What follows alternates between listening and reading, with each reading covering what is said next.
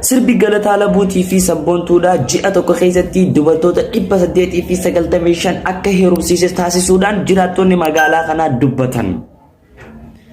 Sirbi kunillee gaayaa kanaa hummiina ijaan kosumaan daawwadha ijaan jechuudhaan namoota hedduu akka jaalalti isaan qabdee heerumsiisan taasisuudhaan himan. Asumaan gaa isinillee kajaalalti qabuu diddelleen asumaan sirba kana dhaggeeffadhaati. Sirbi kuni jaalala hedduu waan of keessaa qabuuf yeroo tokko sirba kana isin haa afeerru. Yaa kanaa hummiina ijaan kosumaan daawwadha ijaan kosumaan daawwadha ijaani.